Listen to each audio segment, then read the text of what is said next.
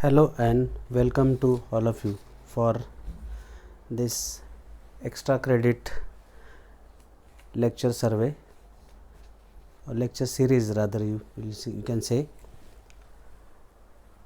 The topic which I have selected for today's speech is fuels.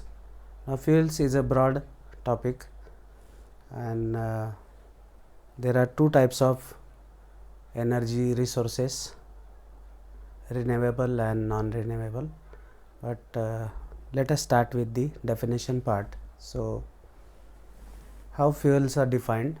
Fuel is a material or substance which on combustion produces heat or energy. Now, combustion, as all of us know, is a process of burning the material in presence of oxygen. So solid, liquid, gaseous fuels, that is one of the classification, but the broader classification is renewable and non-renewable energy resources. So the fuels which are part of renewable energy resources are solar energy, wind energy, hydraulic power or hydropower, and geothermal, that is the power which is obtained by the geological processes under the crust of earth. So for example, volcano, and you must have heard about the hot springs.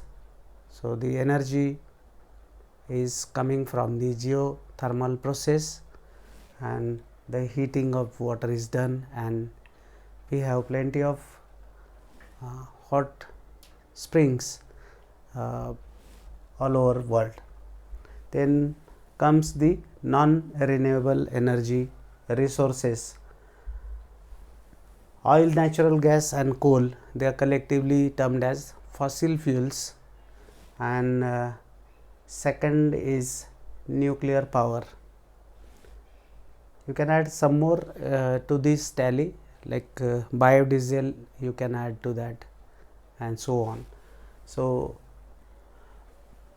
the difference between these two is renewable energy resources, when consumed they can replenish, they can reappear, they can, solar energy is unending, wind energy is unending, hydraulic power is water, the cycle is there, and geothermal processes are going continuously.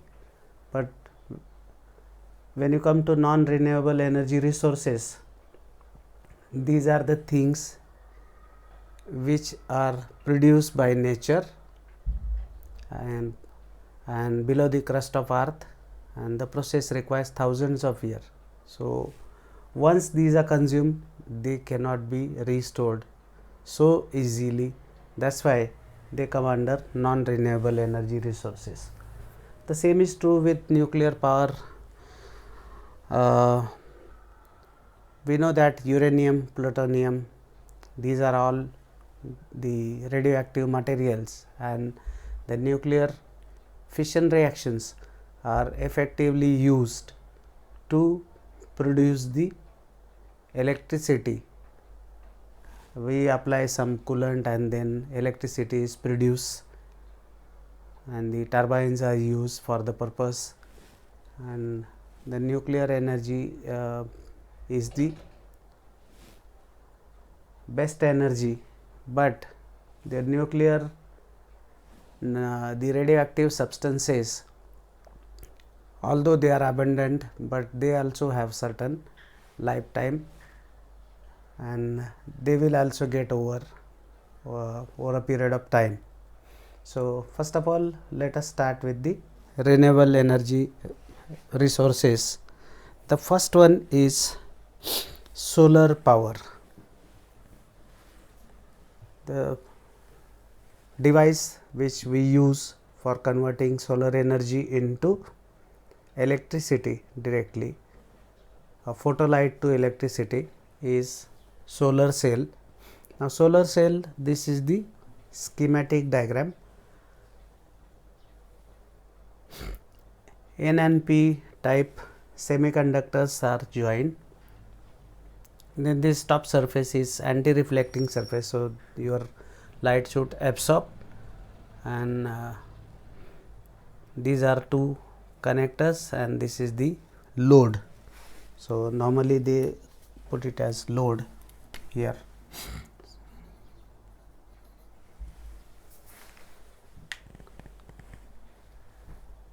So, when the sunlight falls on this surface, the photoelectric effect is the main cause of creating the electron flow within the circuit, and that electron flow is responsible for the current or electricity, in common word we say. So, and that overall process we call it as photovoltaic effect, and because of this solar cells are also termed as photovoltaic cells, because this is the effect of wherein the voltage or electric current is generated in a photovoltaic cell when it is exposed to sunlight. So,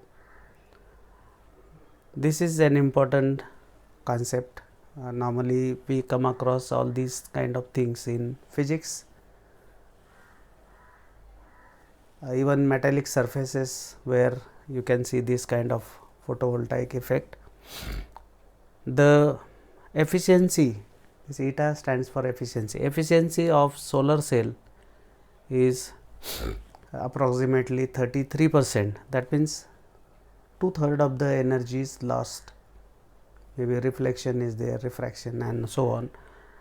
And in short, you can say that solar cells are composed of P and N type semiconductor, that is there.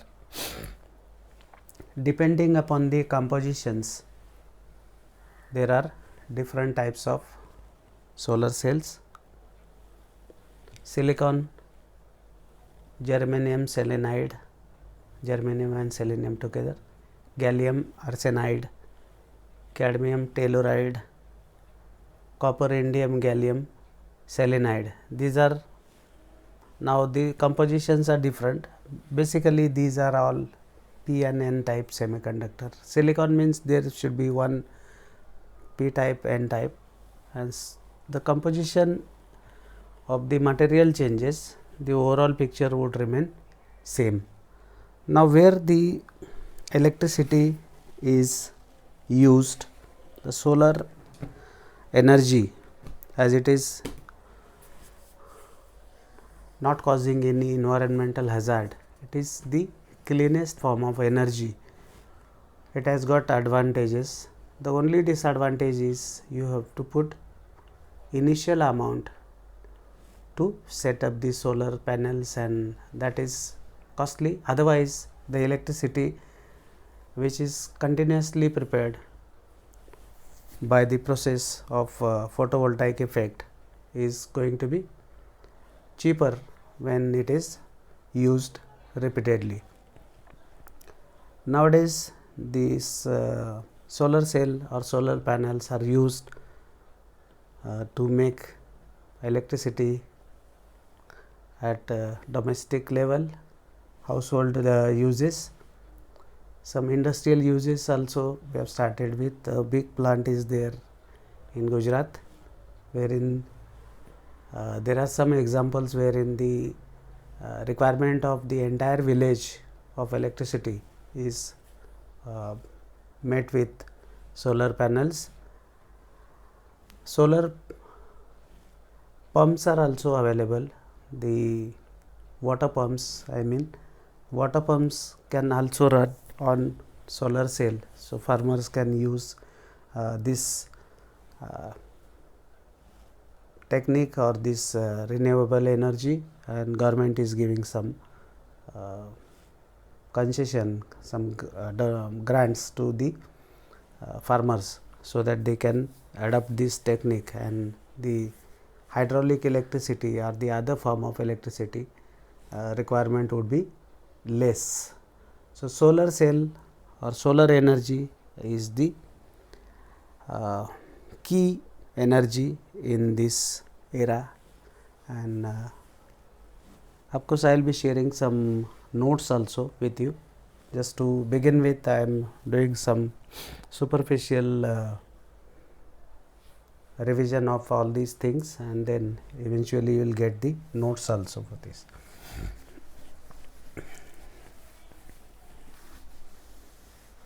The second important energy resource is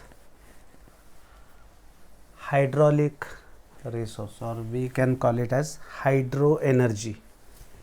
Now, hydro energy schematic diagrams are there. Of course, in notes you will find some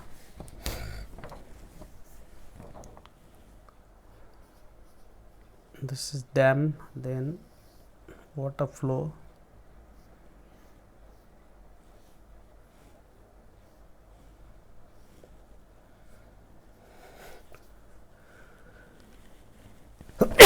excuse me.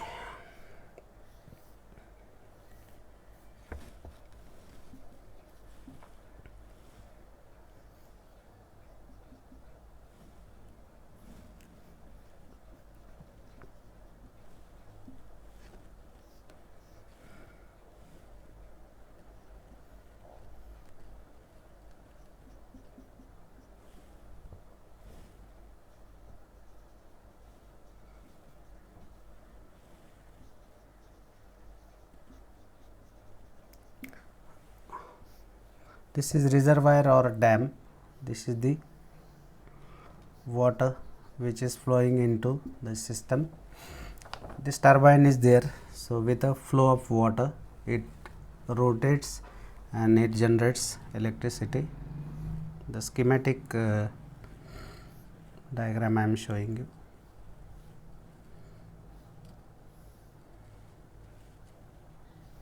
This is the way how it is shown.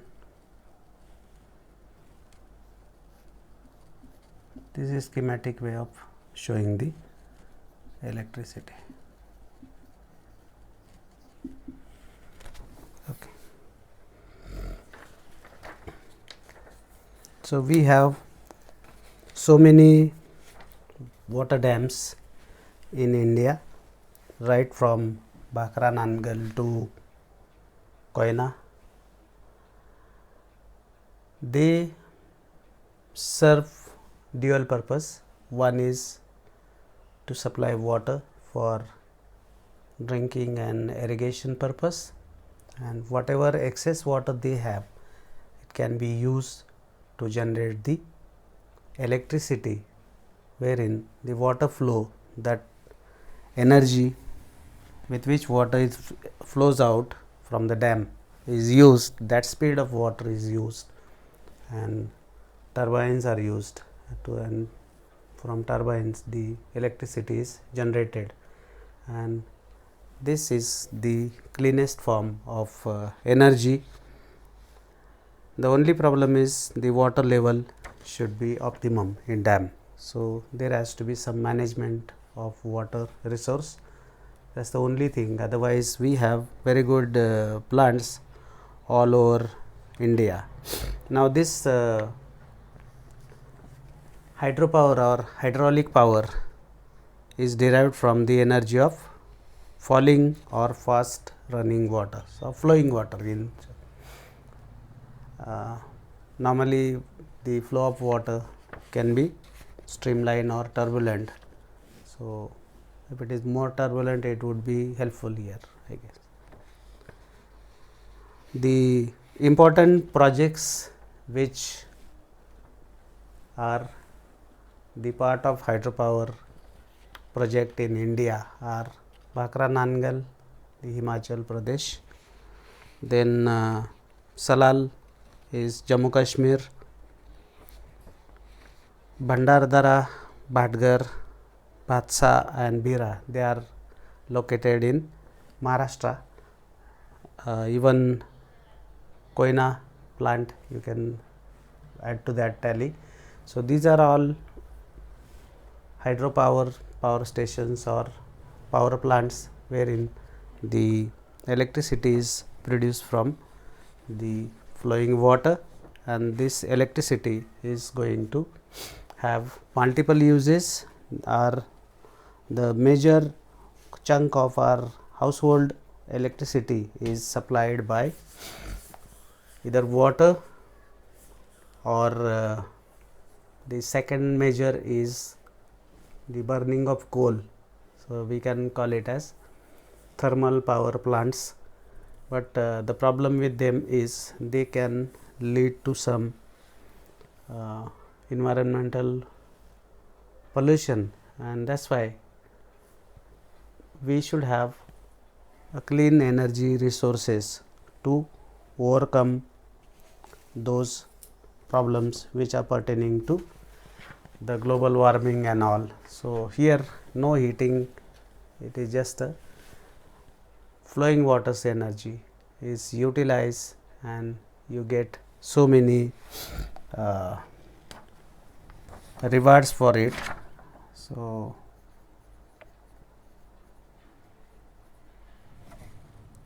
Bakra Nangal, some projects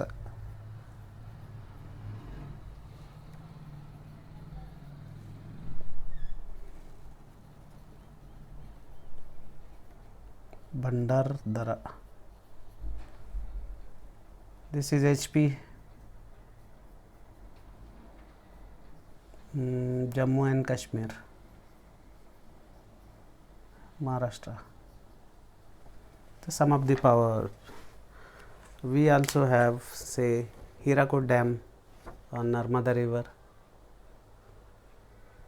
Then the other projects which have recently come up. So the purpose of all these projects is to produce the electricity from the water energy, and this is the second most used resource, and worldwide this energy is used abundantly.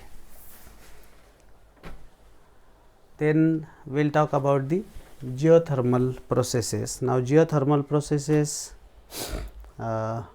generally the earthquakes, the volcano which is there in the crust of earth, when it erupts with lot of energy, and if it is very much below the surface of earth, then it can occur inside the sea.